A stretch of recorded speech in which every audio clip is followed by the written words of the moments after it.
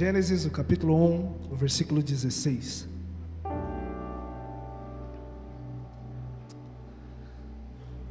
Amém, irmãos? Hoje, para os irmãos que não me conhecem ainda, prazer, eu sou o pastor Jonathan dessa igreja, mais conhecido como pastor Joe, aqui da casa, um dos pastores, servo, voluntário e amante da casa de Deus, em nome de Jesus.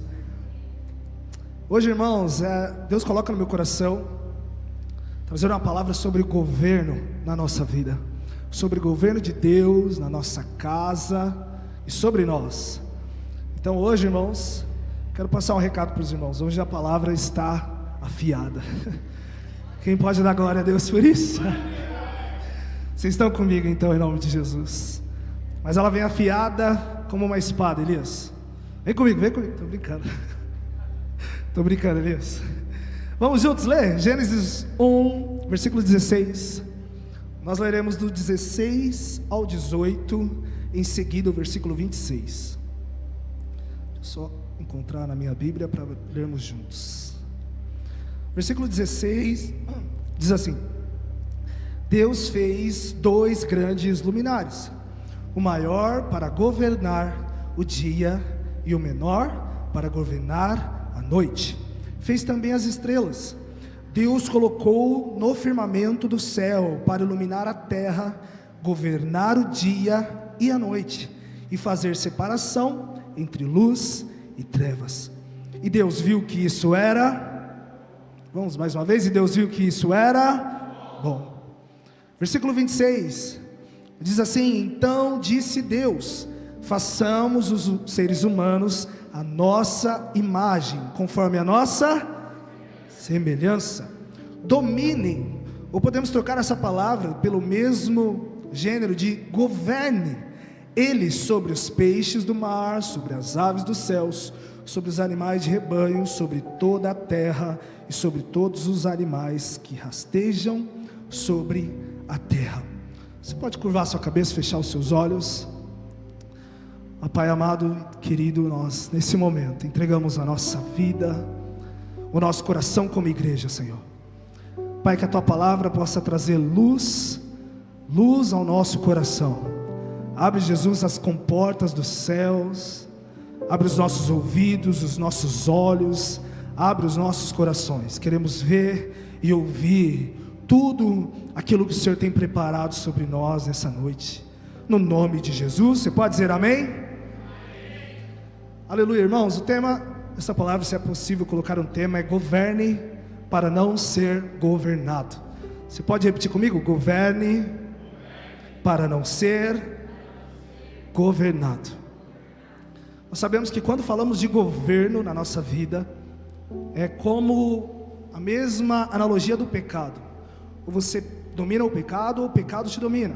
Ou você governa, ou é governado. Não existe meio termo, não existe mais ou menos onde se estabelece governo. Ou se governa, ou se é um governado. Então o convite da palavra de Deus é para que sejamos governantes e não governados por nada. Que, como nós lemos aqui, Gênesis 1:26, domine ou governe os seres humanos sobre tudo aquilo que rasteja, que é vivo. Ou seja, de uma forma geral, uma recomendação da palavra para que sejamos governantes sobre tudo e não governados sobre as coisas. E o interessante, como lemos no 16 ao 18, é como Deus tinha um propósito de governo sobre a criação. Porque ao lermos Gênesis 1:26, nós vemos que Deus traz uma recomendação, uma direção à criação do ser humano, que seja ela governe, domine. Mas o versículo 16, antes da criação, antes do homem e da mulher serem feitos, o que eu acho maravilhoso dentro disso é que Deus cria 2 luminares grandes, são o sol e a lua, e esses 2 já nascem com um propósito, como nós lemos aqui. Pode projetar o 16 novamente, está aqui. Deus fez 2 grandes luzeiros. Eu estou com a versão NVI, se puder já estarmos aqui alinhados. Glória a Deus, abençoe. Deus fez 2 grandes luminares, o maior para governar o dia e o menor para governar a noite. Então é interessante que Deus, ao criar, a começar a criação, a começar todo o projeto de criação do mundo, ao criar o sol e a lua, eles já nascem com um propósito também de governar, que o sol governe o dia e todo o período diurno, e que a lua governe a noite. Então nós vemos que desde a criação, até antes do próprio homem e a mulher nascer, Deus já tinha um propósito de governo na sua criação. Existe uma intenção de Deus, existe uma intenção do Senhor, onde aponta para que toda a criação seja governada, e governe em organização. Isso é maravilhoso, como Deus cria e diz ao sol: sol, que você governe sobre o dia. O governo do dia é seu. Ou seja, querendo ou não, irmãos, essa é a nossa realidade. Tudo acontece durante o dia, debaixo do sol. Nós sabemos que começou o dia quando? Quando o sol aparece, lá por 5h30, 6h30 da manhã mais ou menos, ele aponta. E nós sabemos que o dia está acabando quando o sol se põe ou vai embora. Então ele governa. E quando começa a noite? Quando a lua aparece. E aí ele começa o governo da noite agora. Então nós vemos que existe um propósito de governo sobre a criação. Então eu quero trazer uma palavra hoje, irmãos, que diz para nós que nós nascemos para governar e não para ser governados. Nós nascemos para exercer governo de Deus. Nós não nascemos para ser governado por coisas, pessoas, dinheiro, mas nós nascemos, assim como a recomendação de Deus: criação, governe sobre tudo. Governe sobre tudo que respira, sobre tudo que existe debaixo do sol, cada um no seu espaço. O ser humano agora governa sobre tudo que há na terra. Então desde o início existe um propósito de governo sobre a criação.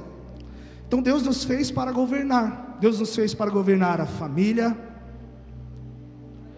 Aleluia, está comigo? Deus nos fez para governar a família.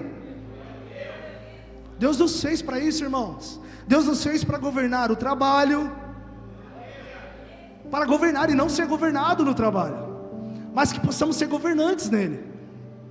Deus nos fez, irmãos, para governar o tempo. Ah, essa fala forte, hein? Quantos de nós apanhamos por causa do tempo, não é não, Elias? Quantos de nós sofremos para governar o tempo da nossa vida?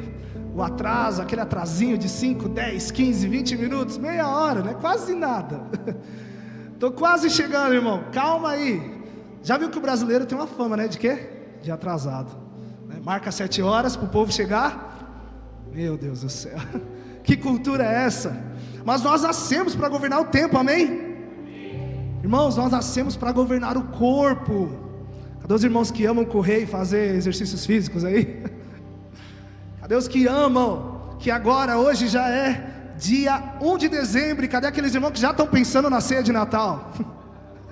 Que aí já é difícil governar o corpo agora, não é mesmo? Já é difícil. Ou você governa com uma analogia inversa, quer dizer, eu vou segurar agora para eu pesar na ceia, e ainda uma semana depois tem o quê? Ano novo, outra pancada que o estômago vai ter que segurar. Mas nós temos que governar o corpo. Nós nascemos para isso, irmão, não para ser refém do corpo e das suas vontades.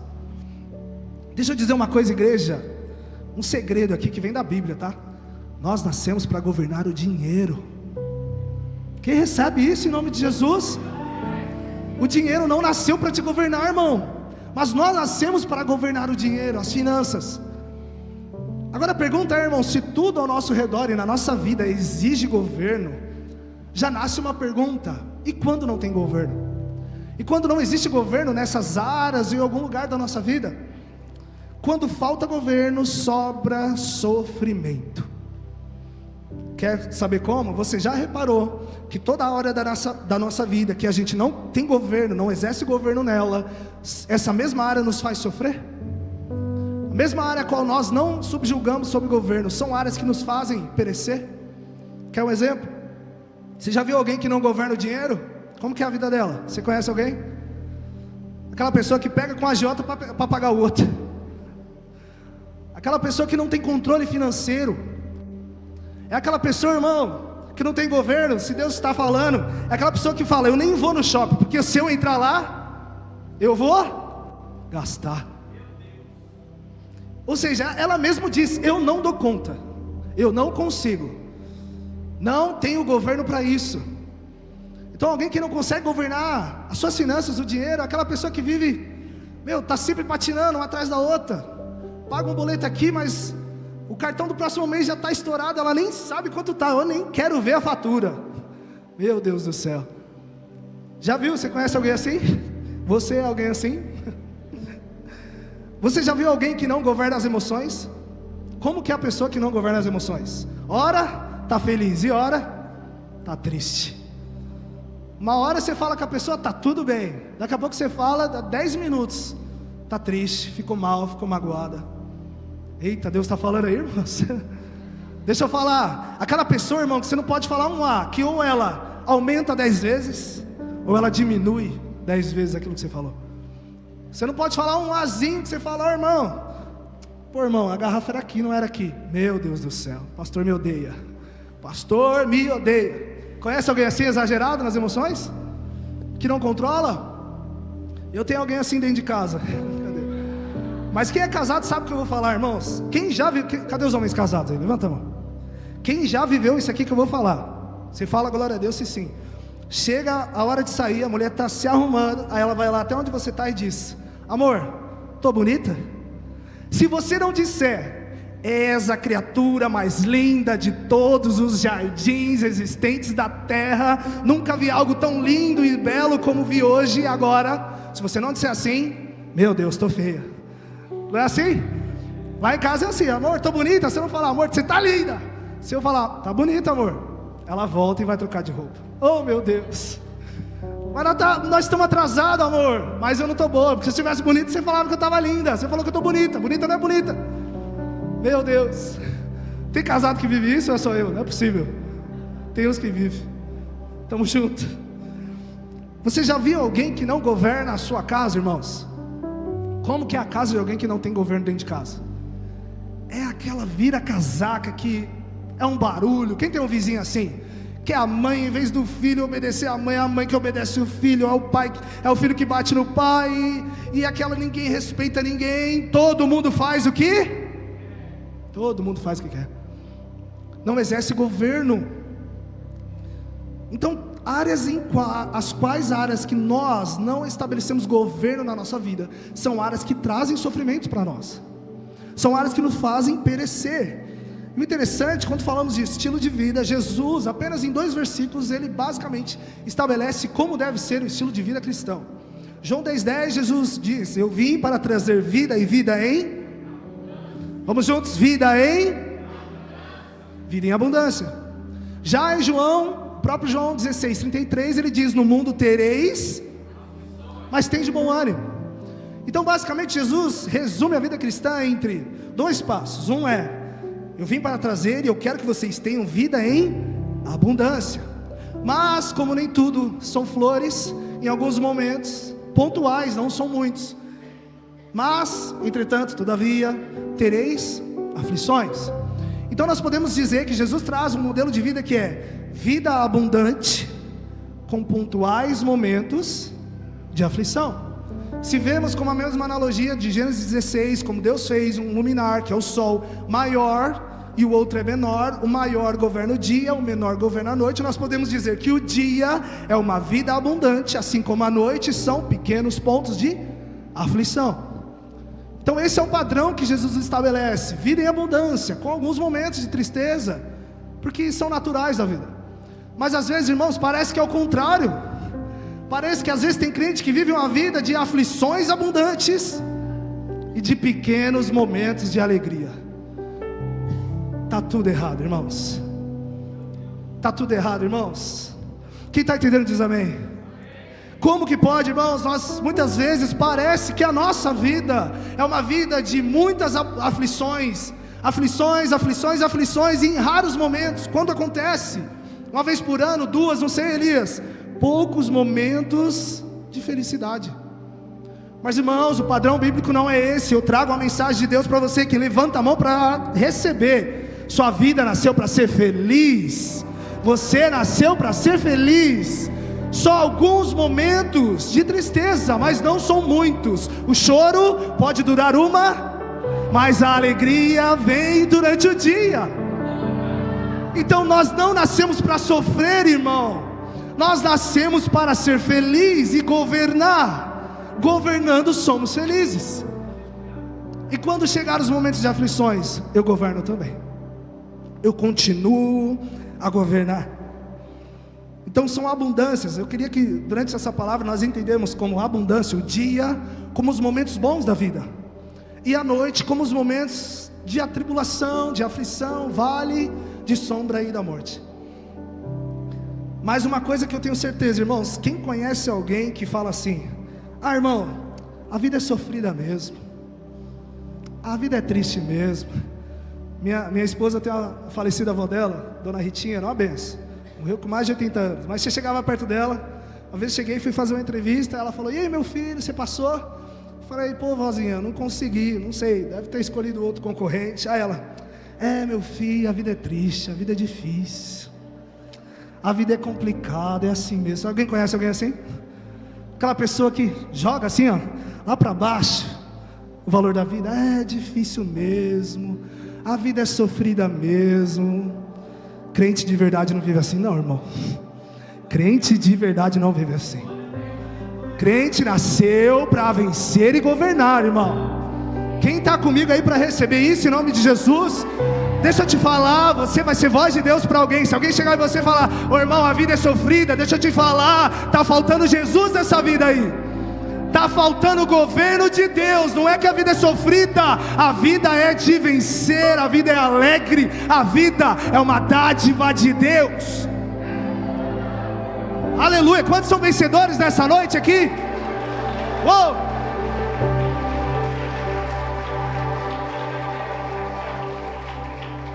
Aleluia. Você nasceu para governar e ser feliz. Dentro dessa introdução, irmãos, eu quero trazer rapidamente 2 pontos entre dia e noite. Então eu queria que você dissesse comigo. O primeiro é: governe no dia. Vamos juntos? Governe no dia. E o segundo é: governe na noite. Governe durante o dia e governe durante a noite. Marcos, o capítulo 6, versículo 17. Marcos, o capítulo 6, versículo 17. Quem está comigo diz amém. Aqui, irmãos, nós lemos um claro momento, um claro exemplo de quem não conseguiu governar durante o dia. Marcos, capítulo 6, versículo 17. Aleluia. Os irmãos já fizeram até a arte, rapidinho, hein? Os irmãos da mídia estão abençoados, hein? Os midianitas estão firme e forte aí. Aleluia, olha o que diz, irmãos. Não, é Marcos 6, versículo 17. Glória a Deus. Aí, olha o que diz. Vamos até o versículo 26. Pois Herodes mesmo tinha ordenado que prendessem a João. Ele o amarrou e colocou na prisão por causa de Herodias, mulher do seu irmão Filipe, com quem eles casaram. Porque João dizia a Herodes: não te é permitido viver com a mulher do teu irmão. Para que possamos entender, irmãos, aqui João Batista era o profeta ali na região, e aqui Herodes era o rei da Judéia. Esse rei da Judéia se apaixonou pela esposa do seu irmão, e essa esposa do seu irmão também se apaixona por Herodes, e agora os dois vivem esse romance, sendo que Herodias já era esposa do seu irmão. Então ela abandona o esposo para viver com Herodes, e agora eles vivem esse relacionamento, essa paixão, agora com fim de casamento. Porém o profeta sempre alertando: não te é permitido, a esposa não é sua, a esposa é do seu irmão. Vamos continuar, versículo 19. Assim Herodias odiava e queria matá-lo, mas não podia fazê-lo, porque Herodes temia a João e o protegia, sabendo que ele era um homem justo e santo. Quando o ouvia, ficava confuso, mesmo assim gostava de ouvi-lo. Finalmente surgiu uma ocasião oportuna.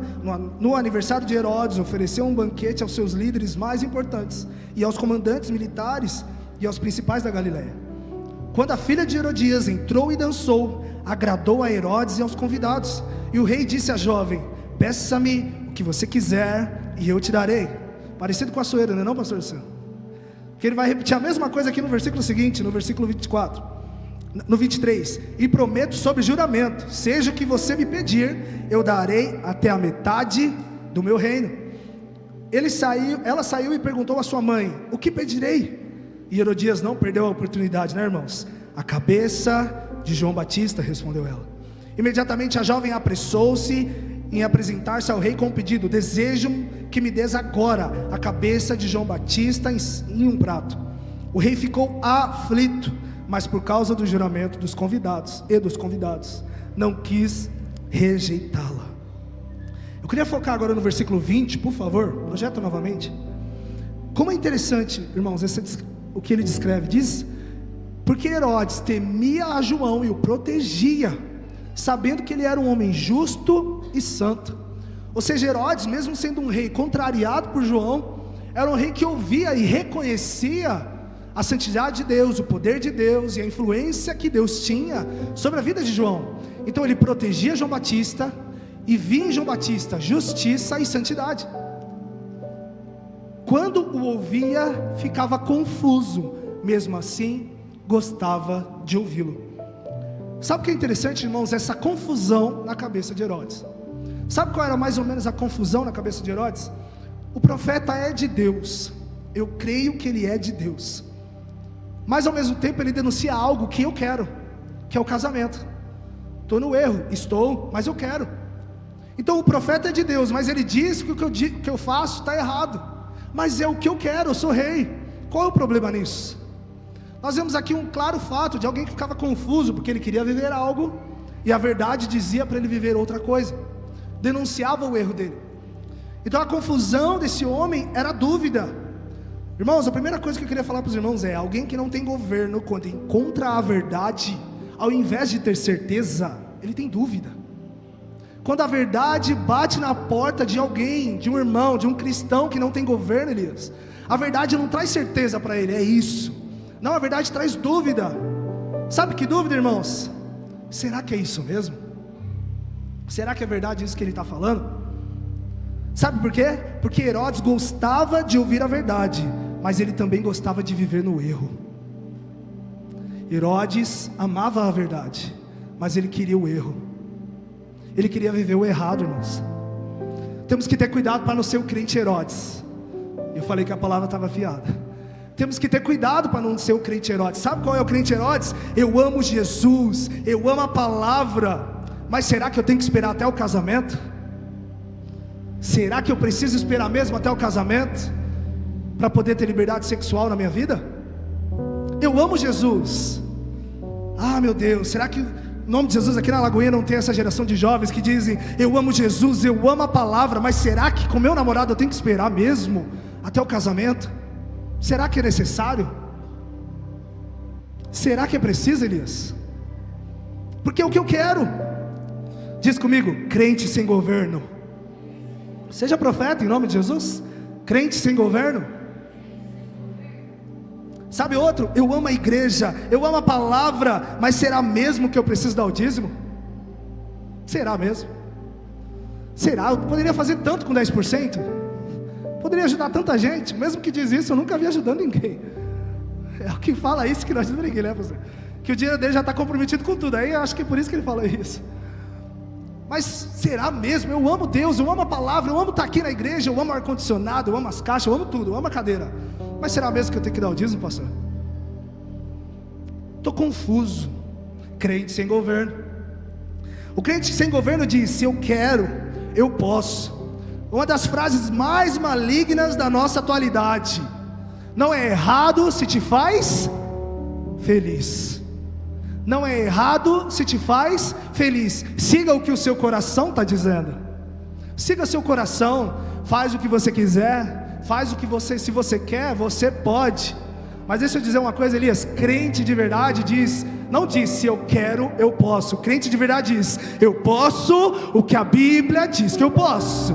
Eu tenho o que a Bíblia diz que eu tenho, e eu vou ser aquilo que a palavra diz que eu vou ser. Porque é um crente com governo, sabe os limites que ele tem, e não vive escolhendo a verdade, ou entortando a verdade, mudando a verdade para poder viver o seu erro, assim como Herodes queria. Crente sem governo, irmãos, faz o que a Bíblia diz que pode, não faz o que quer. Você faz o que você quer? Não, você faz o que Deus quer que você faça. Eu não vivo o que eu quero, Já não vivo mais eu, mas agora Cristo vive dentro de mim. Então eu não faço o que eu quero, mas eu quero, carne, eu quero. Você não manda em mim, você não me governa. Eu faço aquilo que Deus me permite fazer. Então não podemos ser uma geração de cristãos que amam a Deus, mas que, como Herodes, muitas vezes escolhe o erro. Eu gosto de ouvir a verdade, eu amo essa verdade, mas eu não sei se eu dou conta de vivê-la. Mas deixa eu te falar, o Espírito Santo capacita cada vitória. Às vezes aquilo que parece ser mais impossível de você conseguir, deixa eu te falar, sozinho não dá, mas com o Espírito Santo tudo é possível. Isso aqui, irmãos, é uma mensagem para destravar e libertar a nossa vida de uma libertinagem, de uma vontade mundana de trazer o mundo para dentro da nossa vida cristã. Se você quer, você pode, não é tudo isso, isso é exagero, isso é religiosidade. Não, irmãos, isso é palavra, isso é decreto de Deus, isso é vida de santificação. E eu não negocio. Quem recebe isso em nome de Jesus? Eu não negocio, eu não faço o que eu quero, eu faço o que Deus quer que eu faça. É assim que eu vivo, é assim que eu luto as minhas guerras. É assim, em nome de Jesus. No versículo 22, se puder projetar novamente, do mesmo texto de Marcos 6, nós vemos aí que esse rei, então, confuso, com suas dúvidas, diz que quando a filha de Herodias entrou e dançou, agradou a Herodes e os jovens e aos convidados. E o rei disse à jovem: peça-me o que você quiser, qualquer coisa que eu te darei. Nós vemos aqui, irmão, um crente, vamos dizer assim, mas um homem sem governo, que na empolgação do dia, que na alegria do momento, que ali na fervura da felicidade, era aniversário dele, a festa estava acontecendo, a filha que não era dele, era filha de Herodias, mas vem e dança para ele, e para os convidados, ele fica vislumbreado ali, ele fica muito orgulhoso, e diz para ela: pede o que você quiser. Sabe o que aconteceu aqui, irmãos? Na empolgação, no calor do momento, ele entregou só o governo do reino inteiro na mão da menina, e falou: é seu, faça o que você quiser. Alguém que na empolgação, na felicidade do dia, perdeu o governo, entregou. Faça o que você quiser. Ele entregou o governo na mão de uma menina. Se você for profeta de Deus, diga a pessoa do seu lado: cuidado com a empolgação, irmão. Cuidado, Elias, com a empolgação. Porque às vezes, muito empolgado, irmãos, a pessoa faz da bênção virar maldição. Porque ele amava João Batista, ele gostava de ouvir João Batista, ele protegia e via um homem justo e santo. Mas sabe o que a decisão dele falar? Faz o que você quiser, pede o que você quiser, menina. Foi ele que deu o decreto, porque ele teve que aceitar a morte de João Batista. Por isso que diz que ele ficou aflito: como você me pede isso? Mas ele não podia voltar atrás, porque ele deu a palavra. Sabe o que eu acho isso aqui muito interessante, irmãos? Porque Herodes, empolgado, matou o profeta. Será que muitas vezes, como cristãos, não vivemos momentos de empolgação, e naquela felicidade de alguma coisa, a gente às vezes mata a bênção, e faz a bênção virar maldição? Quem conhece aquela pessoa que estava trabalhando, aquele um ano bateu, recebeu as férias, e aquela bonificação ainda mais, foi lá, torrou tudo, quando volta, não tem nada, pastor. Se empolgou. Ou às vezes estava esperando alguma coisa, um dinheiro que caiu, uma bênção que apareceu, bastou ali cair um pouquinho, uns 4 dígitos, já estou rico, já estou milionário, irmão, era tudo que eu queria. E se empolgou, quando vai ver, perdeu foi tudo, ou não tem mais nada. Quem nunca, irmãos, essa aqui é forte, hein? Aquela sexta-feira que você: hoje eu não vou cozinhar, não vou. E aí você vai pedir aquela pizza. Só que aí você vai pisar o pé na jaca e vai falar: não vou pedir qualquer pizza não. Hoje eu vou pedir a pizza, pessoal, de camarão, não quero saber, me mimei. É a frase do momento, né? Me mimei, vou me mimar agora. Aí você compra, se é casal, dá uma pizza, acho que ainda vai dar, uns coquinhos, um refri. Mas se tem filhos, aí já vai aumentando, né? Aí aquele gastinho de 100 vai para 150, 200, quando vai ver. Aí quem nunca, irmãos, depois que comeu, encheu a barriga, falou: poxa, gastei o dinheiro da carne inteira da semana. Quem já viveu isso? Ou foi só eu? Parou e pensou: será mesmo, velho? Pô, dava para ter comprado, sei lá quantos quilos de peito de frango, Elias. Cada um momento ali, por causa de 20 minutos, porque chega rapidinho, come, acabou. Pronto. E aí já está lá na fatura lá, e você vai ver, pô, um duzentão já para pagar, pastor. E você já comeu, já passou, já não está mais com fome, já até escovou os dentes. Aí você lembra, putz, será que eu fiz certo? Me empolguei, né? Me empolguei, fui pela empolgação. Vou gastar mesmo, né? Vai que Jesus volta amanhã. Eu no outro dia, vivíssimo e endividado, porque Jesus não voltou ainda. Não é não? Quem nunca falou isso, irmãos? Hoje eu vou fazer, eu não sei se eu vou estar vivo amanhã. E amanhã no outro dia você está vivinho. Com compromisso agora para cumprir. Muitas vezes é isso, irmão, na empolgação, é engraçado, mas muitas vezes é uma realidade da nossa vida. Na empolgação, no calor da felicidade, assim como Herodes, ele falou, nossa, pede tudo que você quiser, até metade do reino. Mas ele, na empolgação e na felicidade, ele entregou o governo. Ele entregou o governo do reino dele. Ele sobe mão. Isso é muito forte, irmãos. Tem aquela pessoa que recebe às vezes um cargo de autoridade. Estava na empresa, virou, sei lá, um subauxiliar. Já é a pessoa mais alta do mundo. Já está pronto para mandar em todo mundo. Ou seja, na empolgação da bênção, faz a bênção virar o quê? Maldição. Faz a bênção virar uma maldição porque não tem governo. Porque se empolga. Porque se calorece no momento. Mas irmãos, deixa eu dizer uma coisa para a igreja. Deus não dá governança para que a gente aprenda a governar. Mas Deus usa o nosso governo para trazer governança. Deus não pega o que está fora, coloca fora, e agora Ele diz, aprende com o que está aí fora, para isso agora entrar dentro de você. Não, Deus pega o governo que existe dentro de nós, tira de nós e diz, com o seu governo eu vou trazer governança onde você está. Então nós temos que ser aqueles que governam sobre as coisas, governantes e não governados. Quem está comigo diz amém. Eu só tenho 20 minutos, meu Deus do céu. Gênesis 39, falando de governo, não tem como não falar de José. Gênesis 39, versículo 1. 39, versículo 1. Gênesis, glória a Deus. José havia sido levado para o Egito. Sabemos que José foi vendido por seus irmãos. Onde o egípcio Potifar, oficial de Faraó e capitão da guarda, comprou dos ismaelitas que o tinham levado para lá. O Senhor estava com José de modo que ele foi um homem próspero na casa de seu senhor egípcio. Este percebeu que o Senhor estava com José e que o fazia prosperar em tudo o que ele realizava. Próximo. O Senhor de José se agradou dele e José lhe serviu. Potifar o encarregou da sua casa e lhe confiou todas as suas posses. Sabe o que é interessante, irmãos? A vida de José já começa com o governo. Ele já, desde pequeno, já diz, eu tive um sonho para os irmãos. Eu sonhei que eu governava sobre vocês, que o meu ramo, os seus ramos se dobravam diante do meu. Uma clara visão de governo dele, que ele governaria sobre os irmãos. Os irmãos indignados com isso, vendem ele e forjam uma morte para ele, para Jacó ficar em luto. E agora esse José é levado para o Egito. E quem compra ele? Potifar. Vendem a ele como escravo para servir dentro de casa. E agora esse José que foi vendido para os irmãos, chega lá e a primeira coisa que ele começa é estabelecer governo, a ponto que Potifar olha para ele e diz, você é homem de Deus, Deus está com você, eu vejo Deus em você, então eu vou fazer o seguinte, vou te encarregar de todas as coisas agora dentro da minha casa.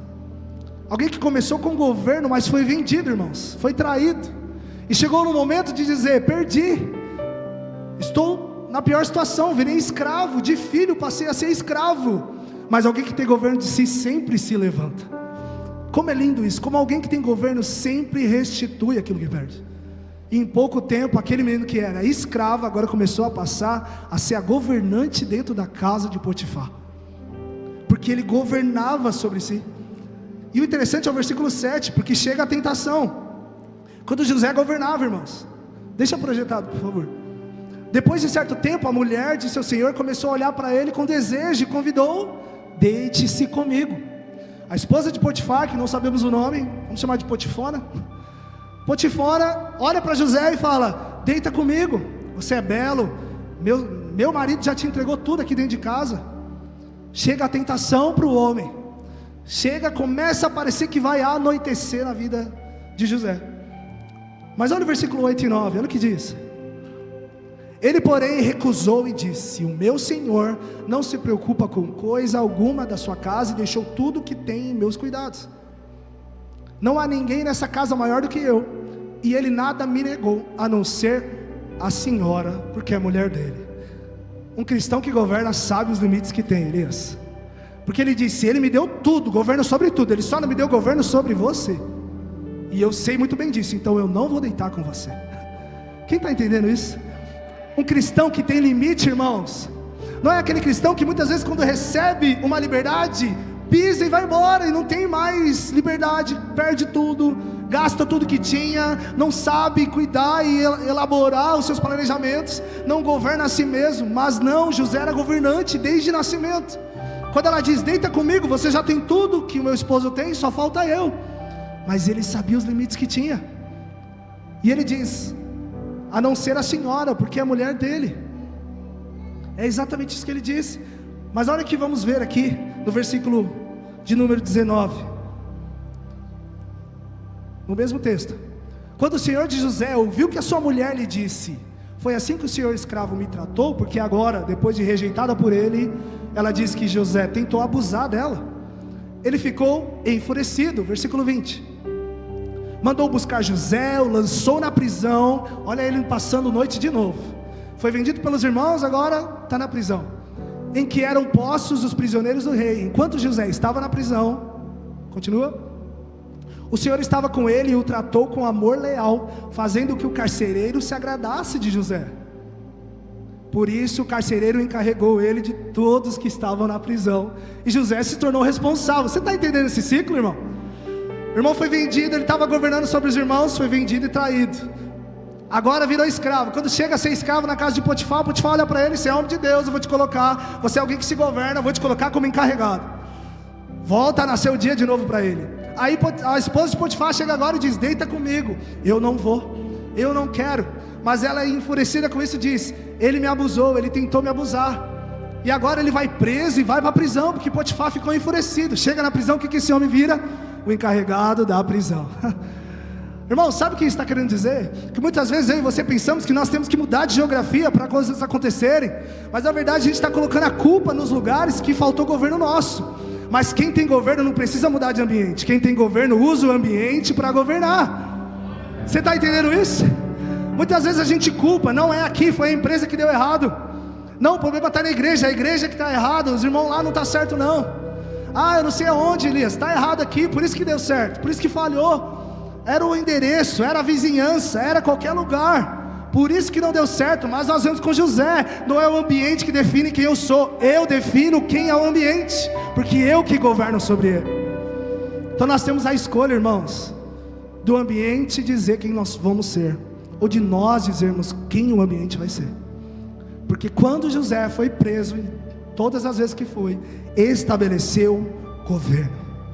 Alguém que não se empolgava, que não perdia a estribeira, mas sabia quem era, sabia o Deus que carregava, e não abria mão da justiça. Alguém que onde passou, governou. Seja preso, governa. Seja escravo, governa. Não é o ambiente, irmão, que define quem você é, é Deus quem define quem você é, meus queridos. Recebe isso em nome de Jesus. Não é lugar, a empresa é fracassada, você não é. Você não é. A família é arrebentada, você não é. Você não é. O ambiente está horrível, mas você não é. Você tem capacidade de governar onde você está. Então seja um governante sobre a sua casa, seja um governante no seu trabalho. Estabeleça, está tudo ruim, para tudo, porque agora eu cheguei e o reino de Deus chegou junto comigo. Toda a confusão, toda a bagunça vai dobrar agora, porque eu cheguei com Jesus. Eu cheguei com Jesus aqui. Não põe culpa no ambiente, irmãos. Ou nós culpamos o ambiente pela nossa falta de governo, ou usamos o ambiente para governar. Para continuar, só para finalizar esse contexto de José, Gênesis 41, 2 capítulos para frente, mais uma situação, versículo 14, nós encontramos que José agora, depois que foi para a prisão, e está lá na prisão, governando a prisão, o copeiro tem um sonho, ele revela o sonho do copeiro, e aquele copeiro que estava preso com José, agora foi para a corte, e chegando lá na corte, ele viu que o rei, o faraó, teve um sonho, e ninguém conseguia interpretar. Ele sonhou com 7 vacas gordas e 7 vacas magras. As magras engoliam as gordas. E nenhum dos magos, nenhum dos sábios, ninguém conseguia decifrar o sonho. E o copeiro diz: eu lembro de alguém. Eu lembro de um rapaz que concretizou e falou meu sonho tintim por tintim. O que ele diz? Manda chamar esse jovem, manda chamar ele aqui. E Faraó mandou chamar José, que foi trazido depressa do calabouço. Depois que se barbear e trocar de roupa, apresentou-se a Faraó. O faraó disse: tive um sonho que ninguém consegue interpretar. Ouvir falar que você é capaz de ouvir um sonho e de interpretá-lo. Próximo. José respondeu: longe de mim, é Deus quem dará a Faraó uma resposta favorável. Cristão que tem governo, sabe os limites que tem e sabe até onde pode fazer. Reconhece seu tamanho. Porque aqui era um momento de orgulho, irmãos. O faraó disse para ele: Elias, eu ouvi você falar que você é o cara que resolve tudo. O que ele podia fazer? Sou eu mesmo. Você achou o cara certo, faraó. Você não tem a sorte, você não sabe a sorte que você tem, porque você achou o cara certo. Sou eu que revelo sonhos. Ele diz: longe de mim, não sou eu que faço isso, é Deus que vai te dar uma palavra. Eu só sou o mensageiro de Deus. Eu só sou aquele que traz a palavra, mas a responsabilidade é dele. Quem vai trazer a resposta para você é Ele, mas Ele vai me usar para falar com você. Está vendo a diferença, irmãos? O cristão que não tem governo é orgulhoso. Sou eu mesmo, eu que faço, eu que dou conta. Mas não é por mim, não é sobre mim, não é sobre você, é sobre Ele. Então na verdade temos que dizer: irmão, não sou eu, longe de mim. Tudo é dEle, tudo é por Ele, tudo é para Ele. DEle são todas as coisas, dEle é o seu futuro. Então ele diz: é Deus quem vai trazer para você uma palavra. Que governo, irmãos, que governo, porque ele tinha a chance de falar: sou eu, ninguém resolve, mas eu resolvo. Longe de mim, o orgulho não me governa, a soberba não me governa, não vai me governar. Eu sei a minha posição. E no versículo 37 do mesmo texto: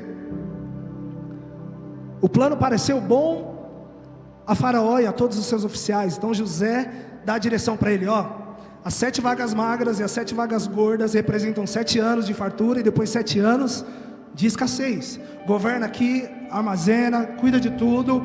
Escolhe um governante bom para organizar toda essa empreita, porque vão ser 7 anos que você tem para guardar. Depois dos 7 anos não vai ter mais nada, vai secar tudo.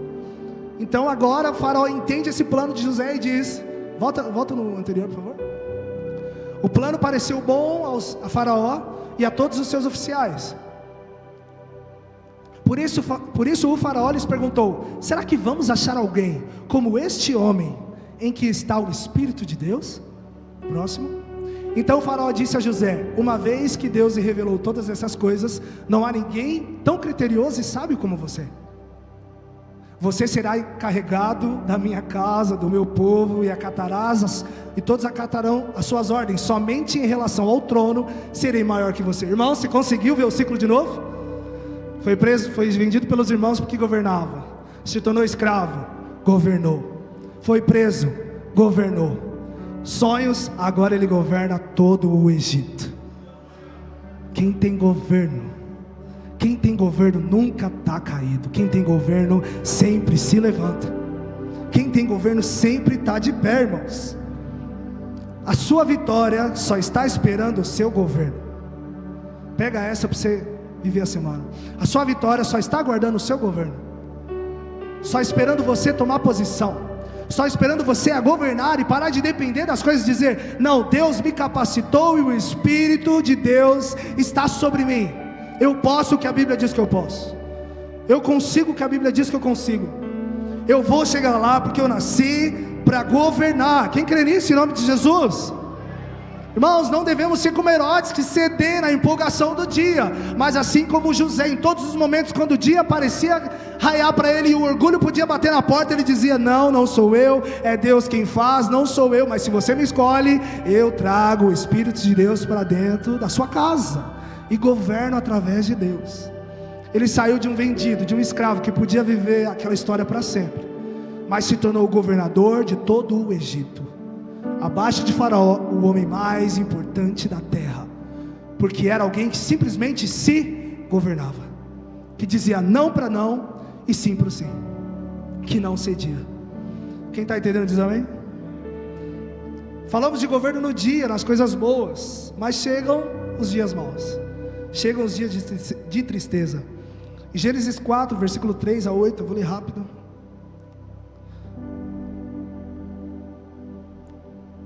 Gênesis 4, versículo 3, conta a história de alguém que não conseguiu governar sobre a noite. O versículo 3 a 8: passado algum tempo, Caim entregou ao Senhor a uma oferta e frutos da terra. Abel também trouxe as primícias e crias do seu rebanho com partes de gordura. E o Senhor olhou com agrado para Abel e a sua oferta, mas não para Caim a oferta deste. Por isso a ira de Caim se acendeu e o seu semblante desfaleceu. Então o Senhor disse a Caim: por que você está irado? Por que desfaleceu o seu semblante? Se você fizer bem, não se levantará? Porém, se o fizer, saiba que o pecado, se não fizer, saiba que o pecado espreita a porta, e ele te deseja governá-lo, mas você deve dominá-lo. Caim falou com seu irmão Abel: vamos para o campo. Quando estavam lá, atacou Abel, seu irmão, e o... Aqui nós vemos um governante ou um governado? Um governante ou um governado? Um governado. Deus trouxe até a lição para ele, Elias. Primeira coisa, ele fica irado quando Deus não aceita a oferta dele. Mas aqui eu vejo claramente, irmãos, um sentimento não era de matar Abel, era um sentimento de matar Deus, porque Deus rejeitou ele, mas ele não podia ferir Deus, ele não consegue ferir Deus. Então ele transfere a raiva dele, a ira dele, para quem Deus ama. Muitas vezes, por isso nós falamos, o inferno nos persegue, o inferno tenta destruir a nossa vida, porque na verdade Satanás não pode tocar em Deus, então ele toca quem ele ama, que é você. Então se você está sendo atacado, se você tem vivido tempos que o inferno vem sobre a sua vida, você tem que dar glória a Deus. Deus me ama, Deus ama a minha vida tanto, porque eu sou importante para Deus. Ele tenta me destruir, como cantamos aqui, o inimigo tenta laços e embaraços para me destruir, para me envergonhar. Mas aí quando a noite chega para esse homem, a ira, a raiva, o sentimento de abandono, o sentimento de rejeição vem sobre Caim. Deus diz para ele: Caim, se você não fizer certo, não serás aceito, mas o pecado está à porta, cabe a você governá-lo, cabe a você dominá-lo. Irmãos, com o pecado não tem meio termo, não tem negociação, não tem troca de favores. Contra o pecado, ou você governa ou é governado. Ou você governa sobre o pecado, ou você governa sobre as suas vontades, ou elas te governarão, ou elas vão ceder sobre você e você vai ceder para elas. E acontece então que a noite chega e esse Caim mata o seu irmão. Ele não conseguiu governar. Deus por seus motivos não aceitou a oferta de Caim. Mas precisamos, irmãos, entender que quando a noite chega para uma pessoa sem governo, é uma pessoa que perde as esperanças rapidamente. Você conhece alguém assim? Que as coisas dão errado, alguma coisa deu errado, não vai dar certo mesmo. Aquela pessoa que chuta o balde, joga a toalha, esse casamento não vai dar certo mesmo não, chega, não aguento mais, já deu o que tinha que dar. Essa empresa, esse negócio não vai dar certo, já deu o que tinha que dar. A pessoa que não tem governo dentro de si, que não vê esperança dentro de si, é essa pessoa que joga a toalha, perde a esperança facilmente, não escuta a voz de Deus. Deus disse: Caim, cabe a você governá-lo. No versículo seguinte o que diz? Ele diz para Abel: vamos para o campo, e matou Abel. Ele não conseguiu ouvir a voz de Deus, porque a pessoa sem governo não escuta a voz de Deus, e perde as esperanças. Por isso muitas vezes desistimos de sonhos, desistimos de projetos, de coisas que são para nós, porque não deu certo, porque não vai dar certo. Esse projeto, esse sonho não era para acontecer. aí fica esperando o milagre acontecer. Você já conheceu aquela pessoa? Oi, aquela situação lá, estou orando. Oi, aquele sonho, aquele projeto, aquela sua empresa, estou orando, para ver se é de Deus. Você já conheceu alguém assim? Levanta a mão, você já viu isso? Já ouviu isso? Está para acontecer, e aquele sonho que você tinha, aquela empresa que você ia fazer, aquele projeto, aquele ministério que você queria exercer, estou orando, frustrei, estou orando para ver se é de Deus, estou esperando um milagre. Irmãos, mas José na prisão não esperou milagre, José usou só o governo. José governou, ele estabeleceu o governo para si. Deixa eu falar uma coisa, talvez não esteja faltando milagre na sua vida, está faltando governo. Não está faltando aquele milagre que você está esperando que vai mudar todas as coisas. Deus só está esperando você se posicionar como governante e assumir a responsabilidade que eu, através de Deus, consigo resolver a situação. Tem alguém comigo nessa noite, em nome de Jesus? Recebe isso, porque isso não é palavra de maldição, não, é palavra de bênção, porque o milagre é o impossível acontecer na sua vida, mas o governo depende de você. Então muitas vezes não está faltando milagre não, irmão, está faltando o governo de nós mesmos. E isso é forte, eu sei que é, porque é um tapa na cara, não é, Elias? Muitas vezes estamos esperando aquele milagre acontecer, mas a palavra está dizendo, não espera o milagre, governe sobre ele, faça o milagre acontecer. Deus, o que eu faço? Faraó está vindo e vamos morrer. Por que você está perguntando para mim, Moisés? Diga ao povo que marche. Ele, o que ele resolveu fazer? É dele. Pum, bateu o cajado no chão, o mar se abriu. Faça, governe, seja o milagre. Muitas vezes estamos esperando o milagre acontecer, irmão. Deus só está esperando você se posicionar. Deus só está esperando o seu posicionamento. Precisamos parar de expor as nossas fraquezas e expor a nossa personalidade, a nossa identidade.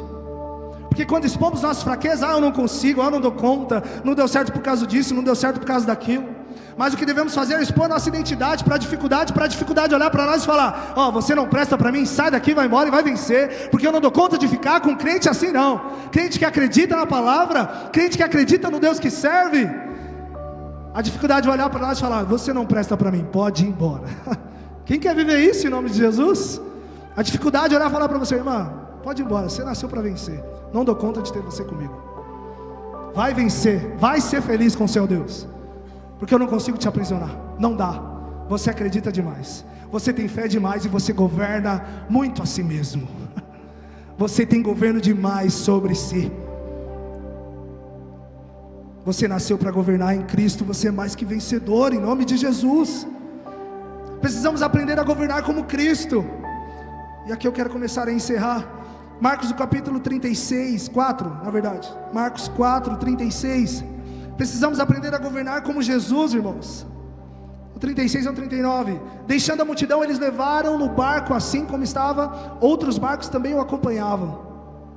Levantando-se um forte vendaval e as ondas lançaram sobre o barco, de forma que a água começou a se encher de água. Jesus estava na popa, dormindo com a cabeça sobre os travesseiros. E os discípulos acordaram clamando, mestre, não te importa que morremos? Ele se levantou, repreendeu o vento e disse ao lago, aquieta-se e acalma. O vento se aquietou e tudo ficou calmo. Nós vemos aqui então que a noite chegou para Jesus e os discípulos. O barco balança e a tempestade chegou. Mas o mesmo Jesus, quando eles acordam, aqueles que não têm governo, sabe o que eles fazem, Elias? Mestre, nós vamos morrer, você não se importa que a gente vai morrer não, Jesus? E Jesus estava como no barco? Quieto e calmo. Jesus estava quieto e calmo na tempestade. Sabe por quê, irmãos? Porque Jesus sabia que a morte dele não era afogado. Não estava escrito na lápide lá, rei dos judeus, afogado. Então quem sabe o destino final não fica angustiado no meio do processo. Quem sabe aonde vai chegar e o que Deus prometeu para ser, não fica angustiado no caminho. Porque ele sabe, ele dorme, ele fica tranquilo dentro da tempestade. Que toda ansiedade, que toda dúvida, toda angústia cai por terra na sua vida em nome de Jesus. Cai por terra toda angústia, toda ansiedade. Porque se você sabe o final, ele diz, bem sei os planos que tenho sobre vós, planos de bem, planos de futuro, planos de prosperidade. Então para de angústia, não tem importa se não vamos morrer. Jesus falou: vocês não vão morrer aqui, tem muita coisa para viver ainda. Para de ser ansioso e angustiado, porque quem sabe o final não fica angustiado no meio do caminho. E o interessante é que Jesus, irmãos, estava quieto e calmo na polpa do barco. Quando eles acordam Jesus e diz: Jesus, vamos morrer. O que Jesus faz? Levanta e diz para o mar: quieta e acalma. Sabe como Jesus fez o sobrenatural, irmãos? Só externando o que estava dentro para fora. Jesus fez o sobrenatural, Elias, só tirando a quietude e a calma de dentro dele para fora. Ele só trouxe a realidade da vida dele para fora do ambiente. Você está entendendo o que é governo? A tempestade balançou. O que Jesus fez? Governo. Como eu sou por dentro? Eu sou calmo e tranquilo. E a tempestade e os discípulos estavam governados? Obviamente não. Vamos morrer, Jesus. Você não se importa com a nossa vida? Jesus simplesmente levanta e traz o governo, a calma e a quieta. Jesus fez o sobrenatural, externando o que estava dentro para fora. Deixa eu te dizer, você quer viver o sobrenatural? Você quer viver essa chave da sua vida, irmão? Já está dentro de você. Eita Deus. Já está dentro de você. Deus, o que está faltando? Não está faltando nada, você já tem. Só externa o que está dentro de você para fora. Só tira de dentro de você o que você já é, a sua identidade, para vencer a tempestade. Agora, muitas vezes tem gente que nós queremos governar a situação de fora sem ter governo do lado de dentro. Como que governa do lado de fora sem ter governo do lado de dentro? Como que resolve fora, Chicão, se não resolve do lado de dentro? Eu quero calma na minha vida, mas eu não tenho calma dentro de mim. Eu quero controle emocional na minha família, mas eu não tenho controle emocional. Eu quero controle financeiro, mas eu não sou controlado. Mas devemos aprender com Cristo, porque Ele só trouxe o governo de dentro para fora. Você nasceu para governar em nome de Jesus. Quero profetizar para a sua vida. Quero profetizar sobre o seu coração. Feche os seus olhos. O Espírito de Deus está sobre a casa. Há uma unção de graça sobre nós aqui. Há uma unção de autoridade, de governo sobre a sua vida. Eu declaro que eu não sei qual é a situação da sua casa, eu não sei qual é a situação do seu trabalho, eu não sei qual é a realidade que você tem vivido hoje, mas a palavra de Deus diz, traz uma verdade: tudo que falta para a situação mudar já está dentro de você. Já está dentro de você, só basta externar a autoridade, a mansidão, a calma, o caráter de Cristo que está dentro de você para fora. Deus te fez para governar e não ser governado. Nós derramamos por terra toda a angústia e ansiedade que governa o nosso povo, todo medo, toda a incerteza das coisas deste mundo. Nós governamos sobre elas. Nós declaramos hoje, Pai, uma igreja governante, uma igreja que não se dobra, mas que se levanta mediante a este mundo. Eu declaro sobre a sua casa, sobre a sua família, eu declaro sobre as suas finanças, eu declaro restauração e o governo de Deus. Eu declaro que você não se dobra diante das propostas mundanas. Eu declaro que mesmo diante das afrontas de Satanás, quando ela diz, deite-se comigo, faça o que eu quero, eu declaro que você será forte, eu declaro que você será governante, eu declaro que a vontade de Deus não impedirá o projeto e o propósito a qual você foi escolhido para viver. Pai, no teu nome, Jesus, nós declaramos, nós profetizamos que o governo de Deus está sobre a nossa vida, que o governo de Deus está sobre a nossa casa. Junto comigo você pode profetizar sobre a sua família. O governo de Deus está sobre os meus pais, o governo de Deus está no meu lar, o governo de Deus está aonde eu estiver. Senhor, muda o meu caráter, Senhor, muda a minha personalidade de alguém medroso, de muitas vezes incerto, duvidoso. Tira toda a confusão do teu povo, Senhor, mas nos faz acreditar sobre o governo de Deus estabelecido por Cristo. Nascemos para vencer, somos mais que vencedores nele. Se você crê nisso, se coloque de pé no nome de Jesus. Se coloque glorificando a Ele.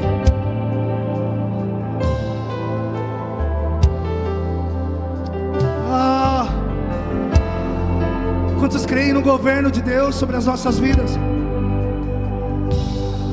Quantos creem que isso pode ser uma realidade cruel sobre nós? Quando falta governo, sobra sofrimento. Mas quando existe governo, existe prosperidade. Sabe o que é interessante, irmãos? Que José, depois que ele revela o sonho para Faraó, Faraó diz para ele: você vai ser o governante e vai realizar tudo isso. Então esse José agora governa todo esse Egito e faz o processo de guardar, de armazenar e de organizar. Quando chega os 7 anos de escassez, o Egito agora se torna a nação mais potente e a mais rica, porque o que ninguém fez, eles fizeram. Sabe o que é interessante? Quem governa durante o dia, quando chega à noite, ele vê os seus projetos crescerem. Quem não tem governo, perde durante o dia e perde durante a noite. Mas quem governa durante o dia, quando chega a noite na vida dele, quando chega o vale da sombra da morte na vida dele, quando chega o dia mau na vida dele, ele vê os seus projetos crescendo, não vê perdendo. Governo durante o dia, crescimento durante a noite. Eu governo no dia bom, e no vale da sombra da morte eu consigo crescer e avançar. Eu consigo avançar. Quantos creem nisso em nome de Jesus? O Espírito de Deus me incomoda, então eu quero ser ousado nessa noite. Eu creio que eu estou diante de uma igreja ousada em nome de Jesus. Eu queria falar com você, você que deseja, você que no seu coração sabe: eu preciso governar, eu preciso estabelecer governo sobre a minha casa, sobre a minha família, onde eu estiver. Eu queria te fazer um convite, vamos orar juntos aqui na frente? Você tem um passo de fé onde você estiver? Nós queremos interceder por você. Nós queremos estabelecer governo. Eu sou o primeiro a estar aqui na frente. Eu desejo estabelecer governo. Mais alguém deseja isso? Mais alguém quer governar sobre as vontades? Mais alguém quer governar sobre o pecado? Quantos querem governar sobre as vontades humanas? Vamos, feche os seus olhos como igreja. Se o Espírito Santo se incomoda nessa noite, não tenha vergonha, venha à frente.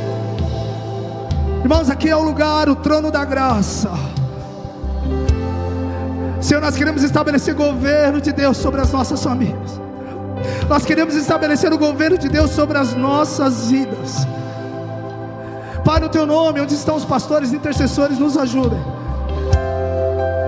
Nós queremos estabelecer governo. E você, onde você estiver, comece a orar agora, enquanto o louvor ministra. Se você puder ser profeta, se você puder ser alguém posicionado hoje em dizer: chega de ser governado, chega de sofrer, chega de sofrimento, chega de angústia, chega de solidão, chega de dependência emocional, chega de depender dos outros, da emoção, chega de ser rejeitado, chega de ser anulado no nome de Jesus.